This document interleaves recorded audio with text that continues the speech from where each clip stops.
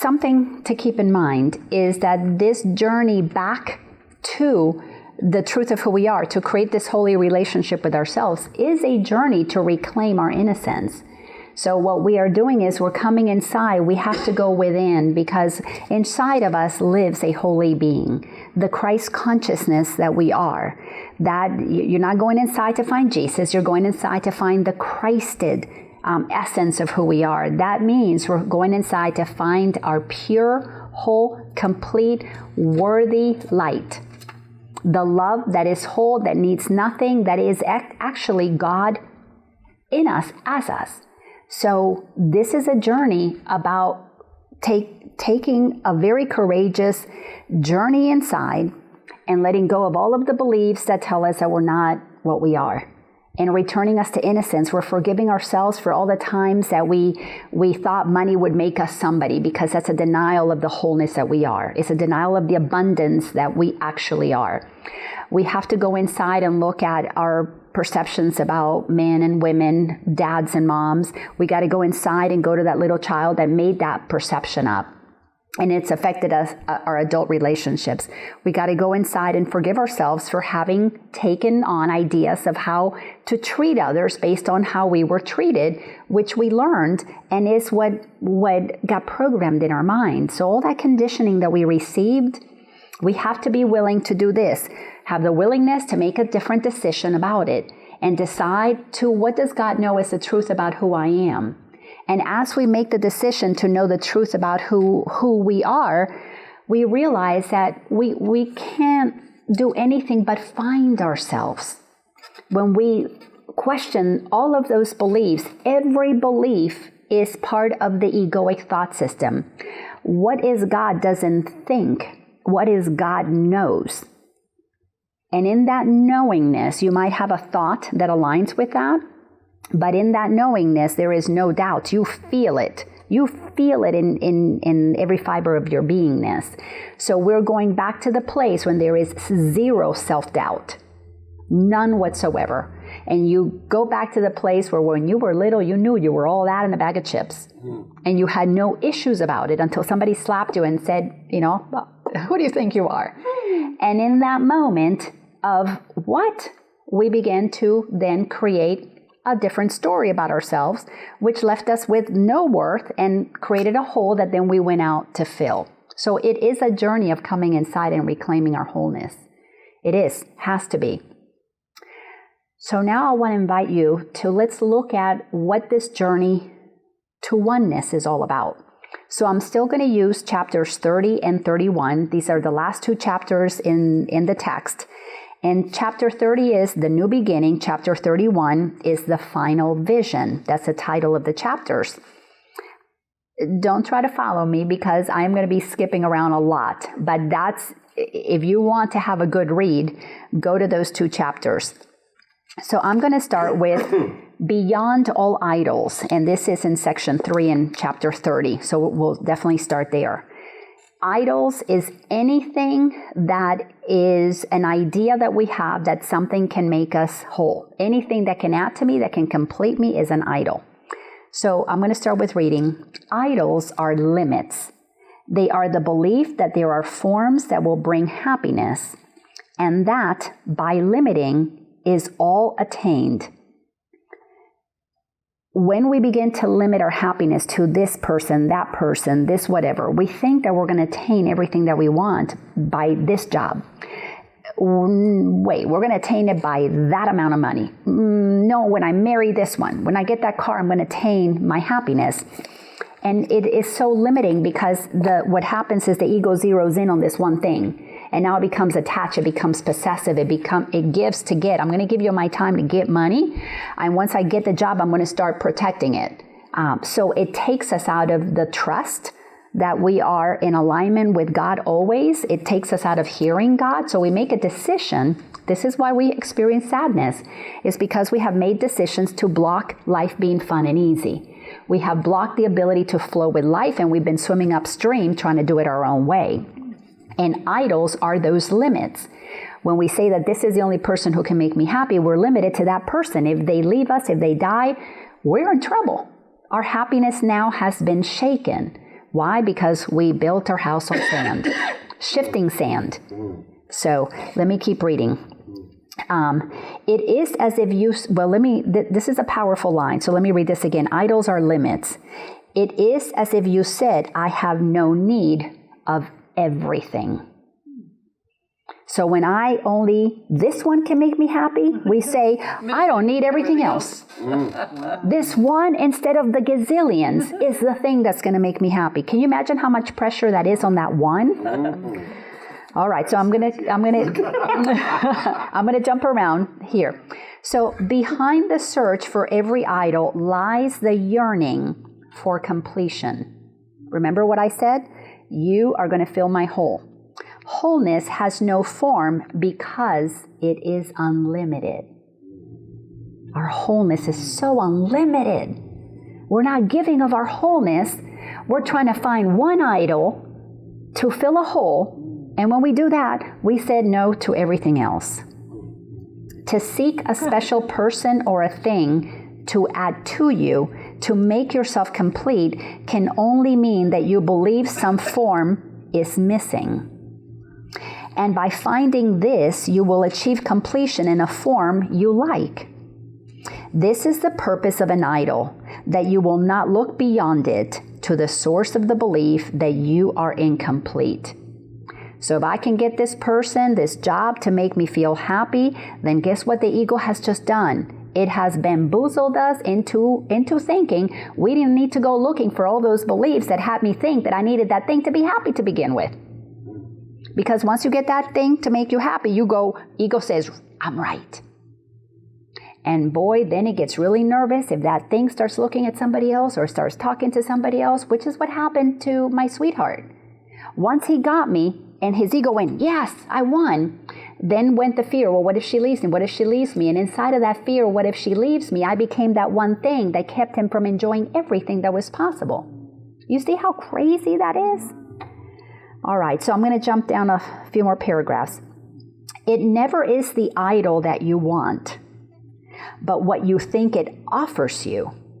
You want indeed and have the right to ask for. It is okay to ask for what you want. We're being told right here, God wants us to start every day. Well, what do I want? I want to feel happy. But here's the thing. Don't think that idol is going to make you happy. If you want to be happy, go inside and find your own happiness, and then from your wholeness, share it with the other.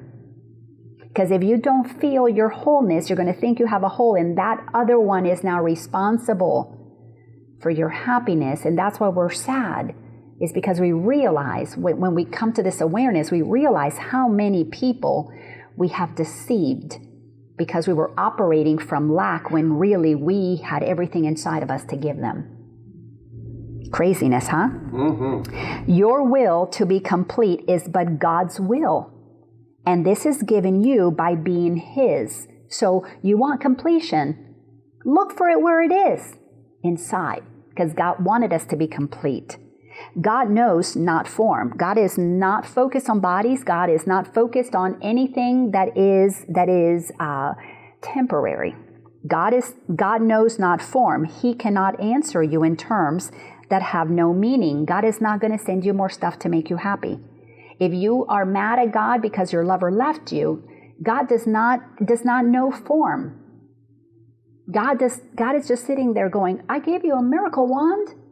All the happiness is inside of you. Why are you blaming that one for taking it? So God is not interested in forms because God does not create forms. God is eternal, formless energy appearing as us. So it is not our job to give those forms meaning that they don't have. Now, the essence in everyone is just as whole as we are.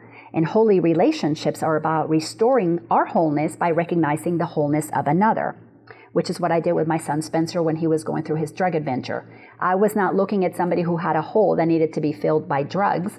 I was saying, you're powerful and complete, choosing to not remember that, which is, of course, you're looking for drugs because you don't remember your wholeness. But I'm not going to focus on you being an addict. I'm going to focus on you being a powerful being denying your wholeness. Go do your drugs if you want to. Because my job is to remember your wholeness, not to tell you, stop doing that, that's going to hurt you. because nothing can hurt the wholeness that we are. I had to have a very clear distinction. The soul of my child was whole and complete. That's what I was talking to. I wasn't talking to an ego and validating that there was a story that there was a hole in him. So this goes on to say, and your will could not be satisfied with empty forms made up to fill a gap that is not there. It is not this that you want. You don't want external things filling you up. Creation gives no separate person and no separate thing the power to complete the Son of God. God did not give anything the power to complete the Son of God. We have to accept our wholeness. What idol can be called upon to give the Son of God what he already has? Oh, we are claiming what we have. We're just accepting our wholeness. That's the only thing that is going to have us return to love. Great title for a book, don't you think? Yeah. The next thing I want to read is, completion is the function of God's Son. The function. We have been created complete. Our function is to acknowledge that and stop looking to other people and making them responsible for giving us a tiny little bit when we already have everything available to us. He has no need to seek it at all. We don't have the need to seek for anything. However, we do have the ability to want to share our wholeness with somebody. And to want to be with another, to give of our wholeness and receive, giving and receiving are one. I give you my love because I receive the joy of giving it. Unconditional love. But I need you to like me for me to be okay. Conditional love. Then I'm going to jump down a little bit. Your will is granted. Our will to want to be happy is already granted. Not in any form that would content you, not, but in the whole, as in WHOLE, completely lovely thought God holds of you. If we could content ourselves with knowing that we're already whole because God loves us, we are a lovely thought in the mind of God. If God stopped thinking about us, we would cease to be. We are a desire that God has. When God tells us you are entitled to want what you want, we are what God wanted. God wanted us. And instead of us wanting to know ourselves as God created us, we're looking outside of ourselves. Why? Because we've been conditioned to believe that. And just because we've been conditioned to believe something that is not true does not make it true. It just means that we're denying the truth. So nothing that God knows not, exists. And what he knows exists forever, changelessly. The thoughts of God are far beyond all change and shine forever. The thought God holds of you is like a star, unchangeable in an eternal sky. To me, this is poetry. So if I start getting a little weepy, it's because this just moves me. The thought God holds of you is like a star, unchangeable in an eternal sky.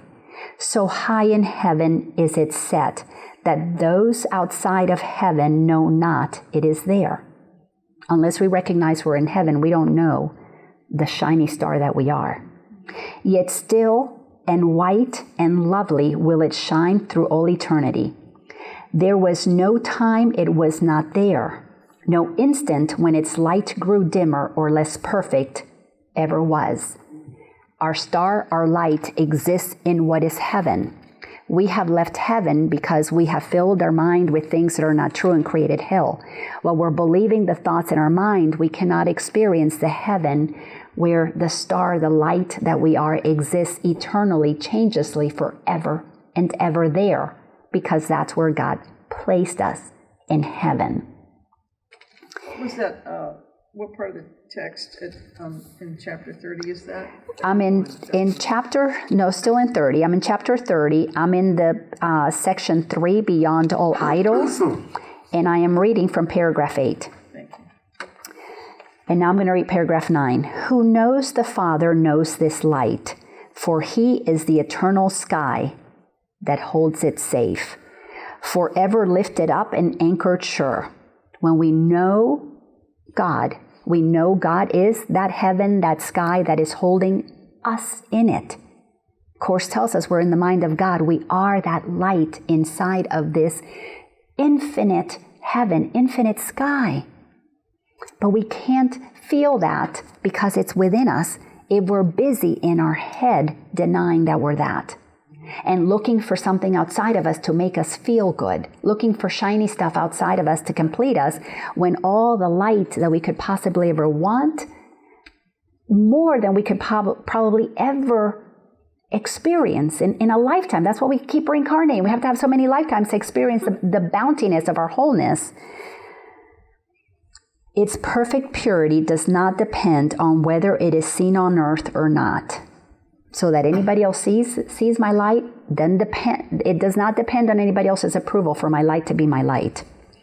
It is not the distance nor the time that keeps the star invisible to earth, but those who seek for idols cannot know the star is there. Beyond all idols is the thought God holds of you, completely unaffected by the turmoil and the terror of the world, the dreams of birth and death that here are dreamed, the myriad of forms that fear can take, quite undisturbed. The thought God holds of you remains exactly as it always was. Surrounded by a stillness so complete, no sound of battle comes remotely near. It rests in certainty and perfect peace. Here is your one reality kept safe, completely unaware of all the world that worships idols, and that knows not God.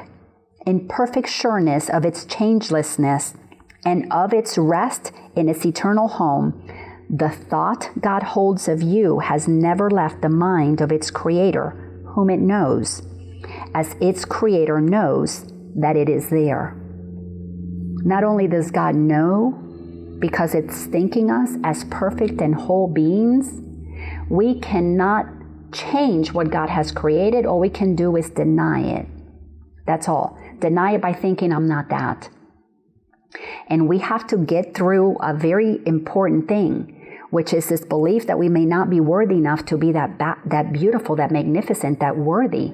Those of us who've grown up being told that we're sinners, that we're dirty, that we're not enough, we got to get over that nonsense. We've got to accept that we really truly are holy, but this comes not with an arrogance, but with a humbleness that acknowledges that we have been ignorant of the truth. So we've got to deal with the ignorance of truth and then let go of the arrogance when we know the truth and move into a humble place that says, if God made me light, I better shine it. Not so anybody else sees it, but so that I can feel the truth of who I am. Because there's no way to honor the Creator until you begin to accept what you are.